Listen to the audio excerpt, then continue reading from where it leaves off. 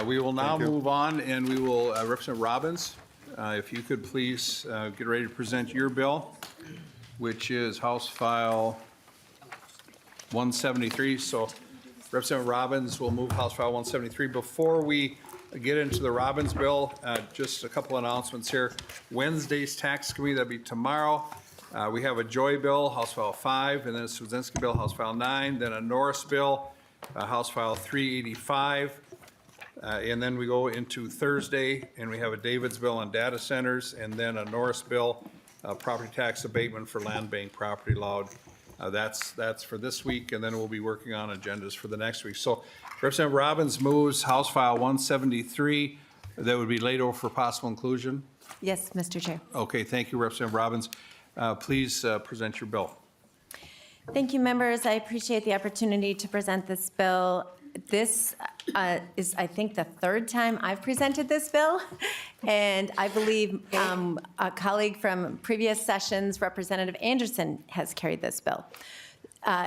Not our current Representative Anderson, former Representative Sarah Anderson. So this bill has been floating around here a long time, and I really hope we can get this done. Members, what this bill does is it provides an option for businesses to take an alternative simplified calculation for the R&D tax credit. Currently, the R&D tax credit is very complicated in Minnesota, and the federal government provides the same alternative simplification my bill proposes, and many other states also provide the simpler version.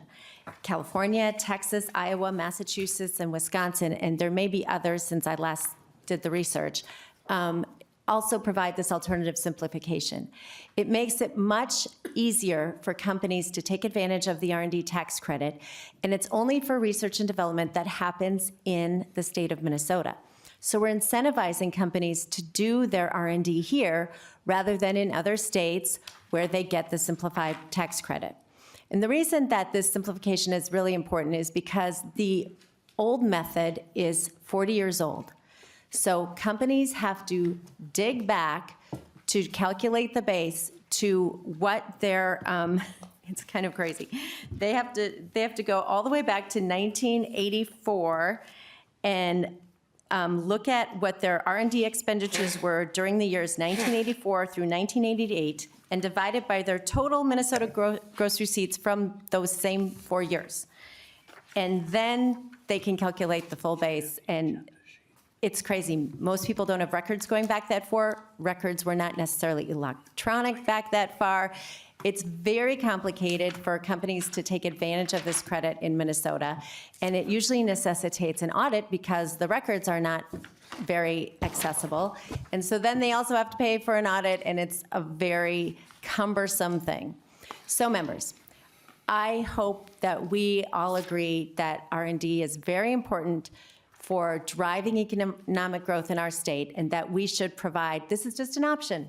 It's an option to provide a simpler way to calculate it that makes it competitive with the states around us. So I hope you will join me in passing this bill today. Thank you.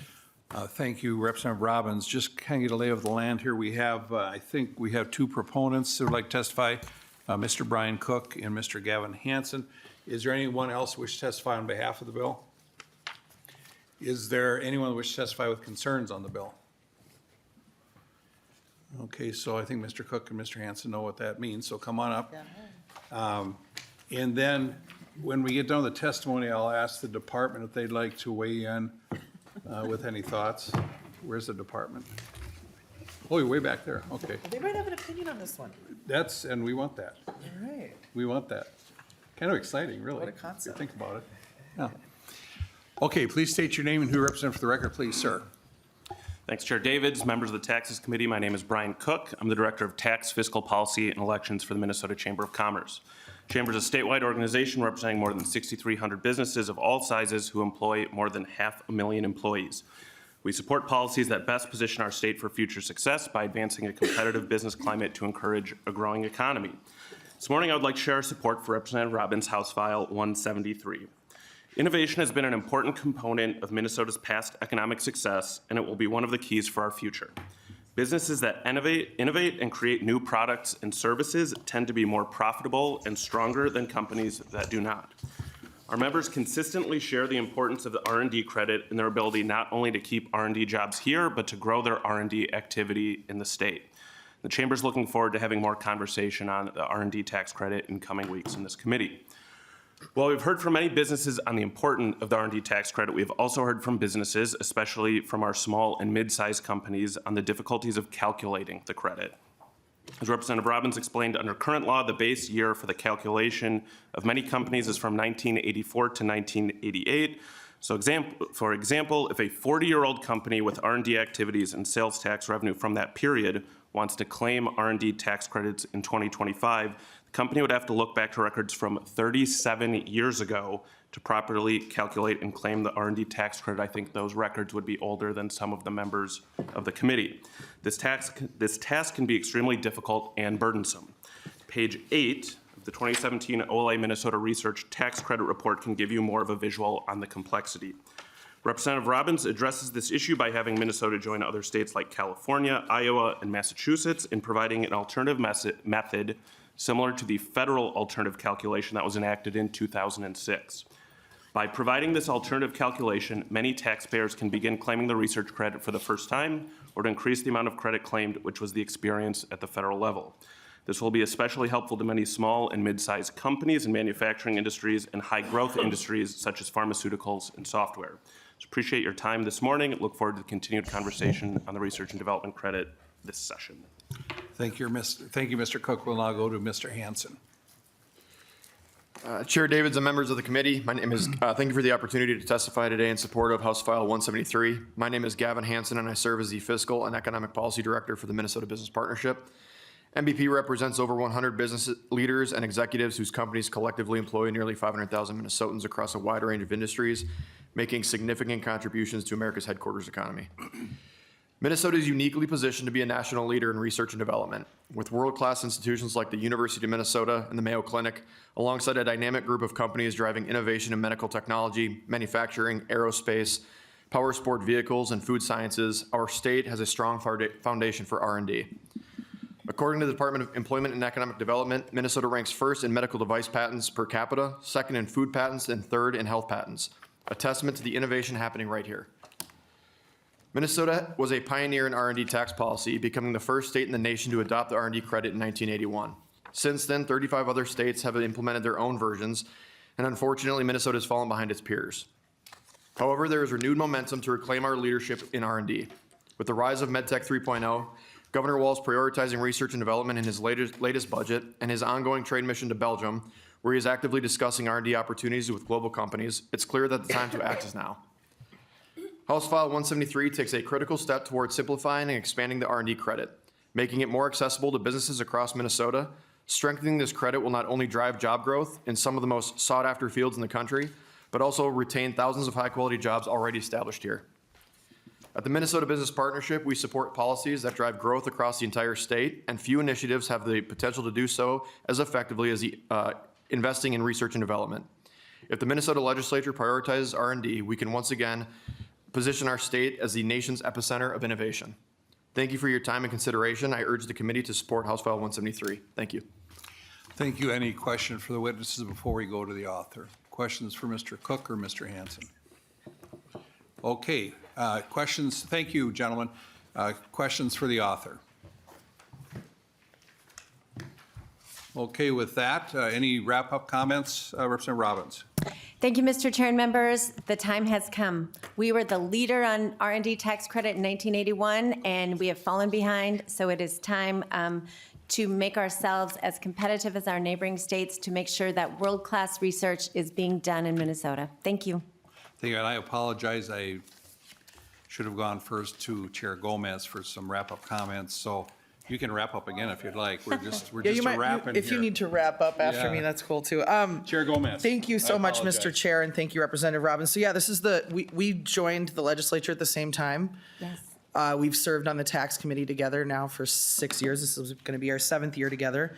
I think it must have been our second week in tax committee when Chair Marquardt was still Chair Marquardt, we received the OLA's presentation on this tax credit.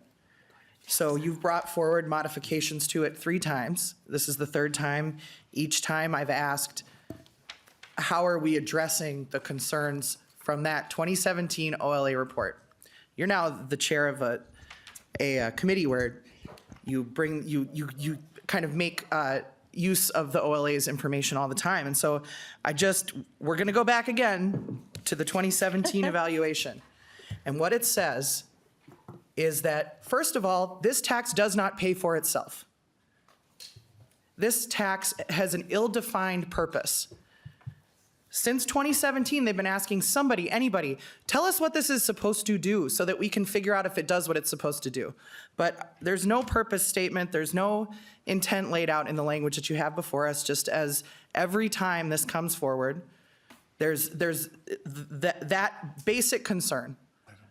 This is, you're proposing to add $200 million over the budget window to this program, additionally on top of what it is already. And we can't even say what it's supposed to do. So they make an assumption. They say, okay, well, in the OLA report, it's supposed to create jobs, it's supposed to spur innovation. What it concludes is that it doesn't pay for itself. What it shows is that 67% of the money in this go to C corporations. On average, the largest 20% of C corporations measured by national sales, so that means the largest corporations in the world, receive 2/3 of the tax credit claimed by C corps. And so again, Mr. Chair, I mean, this is being laid over, I assume? Yes, Madam Chair. Thank you, Mr. Chair. So what we have before us yet again, right, is we're saying we care about costs. We care about getting money in the pocketbooks of Minnesotans. But what are the budgetary items? I don't think that's funny, but okay. What are the budgetary items that we've laid over in this committee so far? This is going to be our second one. The first one was for multimillionaires. The first one was ultimately $500 million a biennium for multimillionaires, a tax cut for them. So now we have a corporate tax giveaway that we're adding to the tune of $200 million over the budget window. And so as I said, don't take us at our word. Notice what we do. Notice what we do. Notice who we fight for. We haven't heard anything about property tax refunds. We haven't heard anything about the renter's rebate. We haven't heard anything about the child tax credit. We haven't heard anything about the many programs that we have in the tax committee that do actually help lower income people afford their lives, that would actually help individuals in our districts, that would help the people at the Legends of Blaine. But instead, we have $1 billion basically, or $750 million of proposals that are being laid over that go to multimillionaires and the biggest corporations in the world. And, I mean, if that's what you want to do in the tax bill, then we're going to have an interesting end of session. Thank you, Mr. Chair. Madam Chair, tax committee is always interesting. Indeed it is. Yes, good. Okay, so I was remiss. Let's go to the department, see if they'd like to get in this one. No? Okay, thank you. A final wrap up, Representative Robbins. Thank you, Mr. Chair and members. So I would hate to contradict Chair Gomez, but I was not actually a member of the tax committee our freshman year. I just came as a guest to present this bill. So I've only been part of this august body for 2 terms. But during that time, I've learned a lot, and I appreciate the OLA's work. As you noted, I think their office does fantastic work. And I would say the reason that the OLA report is still relevant from 2017 and then an update she did in 2019 is because we haven't changed the law. The tax cut doesn't pay for itself because nobody can use it. If we implement the simplification, and people can actually start using it, that will drive economic growth that will pay for the tax cut. So we're still at the status quo because we've not changed the law. And if it would help Chair Gomez to add a purpose statement, I would happily do that. Because the purpose of this bill is to drive economic growth by ensuring that research and development stays done in Minnesota. Yes, a lot of corporations take advantage of this. A lot of startups would take advantage of it if it was simpler. And they have the choice to do their R&D. The big corporations can do their R&D anywhere. They have offices and plants and research facilities all over the country. We are incentivizing them to go pick California, Texas, Iowa, Massachusetts, or Wisconsin to do their R&D because we make it so hard to do it here. So if we want to drive growth in Minnesota, we need to drive research and development here that will drive new jobs, new innovations, and keep really high-paying, highly educated people that we are educating at the University of Minnesota here. So members, I think this, in the long run, we're all dead, Mr. Chairman, but not directed at you, I just know you've said that before. Some sooner than others. But in the long run, Mr. Chair, we will see that this tax credit pays for itself. We just have to make it usable, and it is not usable in its current. So I urge the committee to include this in the final version of the bill. Thank you, members. Thank you, Representative Robbins. Representative Robbins renews her motion that House File 173 be laid over for possible inclusion in what's going to be an awesome omnibus tax bill. I can just feel it. So it is laid over for possible inclusion.